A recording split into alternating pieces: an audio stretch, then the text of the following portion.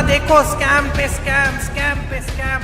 नौजवान पढ़ते लिखते हैं किस लिए? पेपर लीक होता है। न्याय चाहिए तो इस सरकार को फेंक निकालो, हटा दो इस सरकार को। कुछ नहीं मिला है आपको इस सरकार से, सिर्फ बड़ी बड़ी बातें। और मुझे ताज्जुब होता है कि वो ये करेंगे, वो करेंगे, MSP करेंगे, रोजगार दिलवाएंगे। अरे 10 सालों में क्यों नहीं किया? परिवार पहचान पत्र कहते हैं, ये परिवार परेशान पत्र बन गया।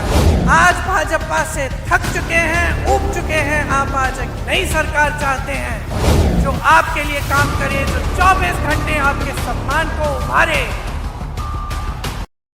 भाइयों और बहनों, आप सबको मेरा राम राम।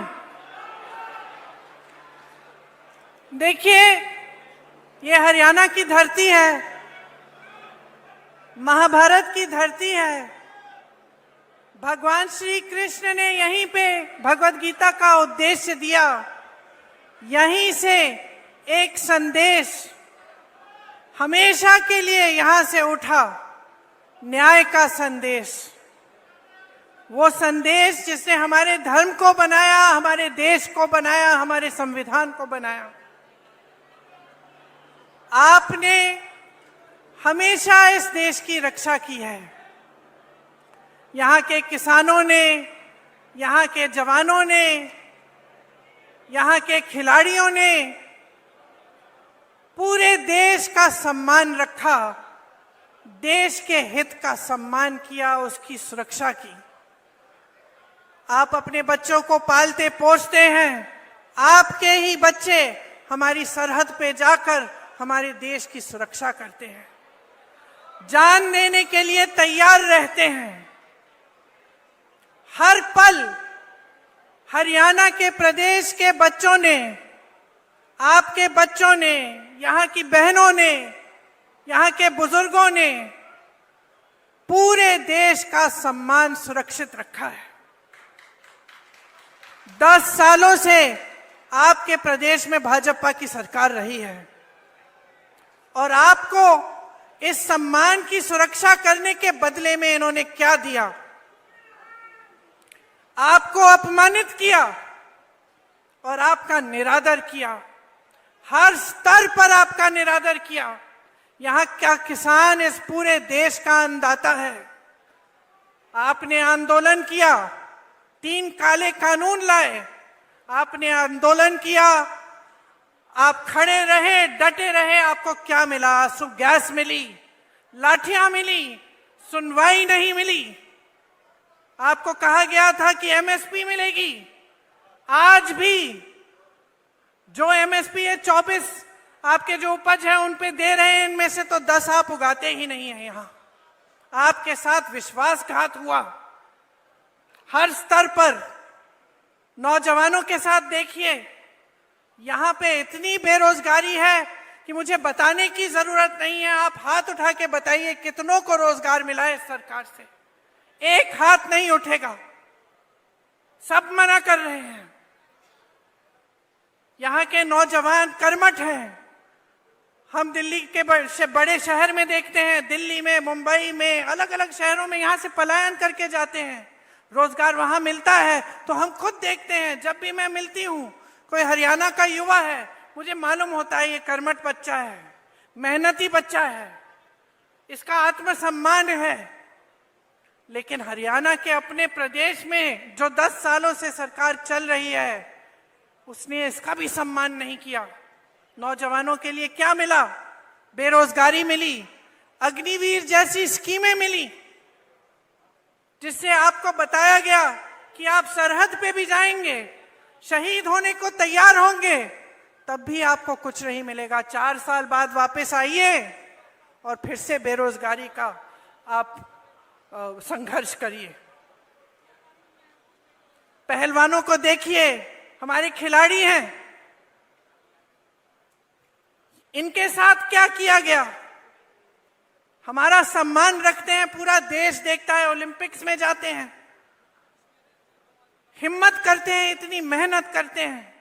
मैं जानती हूं कि गांव गांव का बच्चा हरियाणा में मेहनत करके आगे बढ़ता है स्पोर्ट्स में। और उनके साथ क्या किया गया? उनको सड़क पे बिठाया गया, आंदोलन करते रहे। प्रधानमंत्री जी के पास 5 मिनट का समय नहीं था कि वो मिलने भी चले जाएं, कि पूछ लें कि क्या बात है, किस तरह से हम आपकी मदद कर सकते हैं। और फिर आप सब ने खुद ही देखा कि ओलंपिक्स में अभी हाल में क्या हुआ।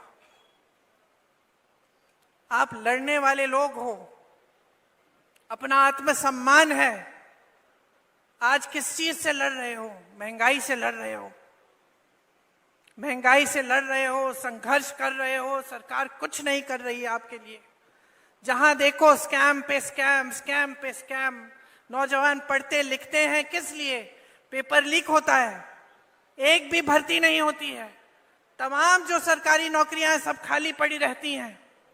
तो आपके सामने आपका भविष्य क्या है? आज आत्मसम्मान से जीना है, न्याय चाहिए, तो इस सरकार को फेंक निकालो, हटा दो इस सरकार को। कुछ नहीं मिला है आपको इस सरकार से, सिर्फ बड़ी बड़ी बातें। और मुझे ताज्जुब होता है कि बड़े से बड़े प्रधानमंत्री भी यहां आते हैं, वही पुरानी बातें कह रहे हैं जो 10 साल पहले कही। आज वादे कर रहे हैं कि वो ये करेंगे, वो करेंगे, एमएसपी करेंगे, रोजगार दिलवाएंगे। अरे 10 सालों में क्यों नहीं किया? 10 सालों में किसानों की सुनवाई क्यों नहीं हुई? नौजवानों की सुनवाई क्यों नहीं हुई? जवानों की, पहलवानों की सुनवाई क्यों नहीं हुई? महिलाओं की सुनवाई क्यों नहीं की? जो महंगाई के सामने तड़प रहे हैं, जूझ रहे हैं महंगाई से, एक छोटी सी चीज खरीद नहीं पाते। त्योहार आते हैं, घबराहट होती है। घर में कोई बीमार पड़ता है, घबराहट होती है। फीस भरनी पड़ती है, घबराहट होती है। और ये लोग वही घिसी पिटी बातें जो 10 सालों पहले इन्होंने आपसे की थी, वही बार बार दोहराते रहते हैं। कोई नई स्कीम इन्होंने निकाली आपके लिए? एक स्कीम निकाली, ये जो परिवार वाला आईडी कार्ड है, ये है इनकी नई स्कीम। परिवार पहचान पत्र कहते हैं, ये परिवार परेशान पत्र बन गया है। इसके लिए भी आपको परेशानियां ही झेलनी पड़ रही हैं। इसके अलावा कुछ नया नहीं लाए हैं। आपको मजबूत करने के लिए, आपके भविष्य को उज्जवल करने के लिए, आपको सम्मान देने के लिए कुछ नहीं लाए हैं। शैलजा जी ने कहा कि यहां कांग्रेस की लहर है। हुड्डा जी ने भी कहा कि पूरे हरियाणा में कांग्रेस की लहर है। मैं कहती हूं ये आपके सम्मान की लहर है कि संविधान के द्वारा जो आपको वोट दिया गया है, इसको आप एकदम सावधानी से आप इसका इस्तेमाल करें। अगर आज आप बट जाएंगे और किसी भी राजनीतिक दल ने आपको बांटने की कोशिश की और आप बट जाएंगे, आप इनके बहकावे में आ जाएंगे, तो आपको अपना सम्मान वापस नहीं मिलेगा। इस संविधान ने आपको सम्मान दिया है, इस संविधान ने आपको हक दिया है, अधिकार दिया है। इस संविधान को बदलने वाले जो बात करते हैं कि इस संविधान को बदलेंगे, उनको आप बदल डालिए। ये सम्मान की लहर जो पूरे प्रदेश में फैली हुई है, इसको और भी मजबूत बनाइए। भाजपा जा रही है, कांग्रेस आ रही है, आपका सम्मान आ रहा है। आप मेरे साथ एक बार कहिए, भाजपा जा रही है, कांग्रेस आ रही है। डटकर वोट दीजिए। कांग्रेस के जितने भी नेता हैं, ये आपके लिए समर्पित हैं। ये हमेशा से जमीनी नेता रहे हैं। यहां पर सब मंच पे बैठे हैं मेरे बड़े भाई राहुल जी, जिन्होंने पूरे देश भर में यात्रा की। इससे बड़ा समर्पण आप मुझे पूरे देश भर में दिखा दीजिए, जो आपके लिए अपने जान देने के लिए तैयार हैं, जो दिन रात आपके लिए, आपकी एकता के लिए, आपके सम्मान के लिए काम करते हैं। हुड्डा जी बैठे हैं, शैलजा जी बैठी हैं, तमाम हमारे कार्यकर्ता, हमारे कांग्रेस के पदाधिकारी बैठे हैं। सब आप ही के लिए समर्पित हैं। हरियाणा को मजबूत बनाने के लिए, हरियाणा के विकास के लिए, आपके लिए दिन रात काम करके दिखाएंगे। आप हमारे हाथ मजबूत करिए। इस चुनाव में दिखाइए कि आप आज भाजपा से थक चुके हैं, ऊब चुके हैं। आप आज एक नई सरकार चाहते हैं जो आपके लिए काम करे, जो 24 घंटे आपके सम्मान को उभारे और आपको मजबूत बनाए। आपको बहुत बहुत धन्यवाद। लंबी बात नहीं कहना चाह रही थी, मैं जानती हूं आप राहुल भैया की बातों को सुनने के लिए बहुत इंतजार कर रहे हैं, इसलिए अब मैं राहुल जी से कहती हूं आके आपसे बात करें। धन्यवाद।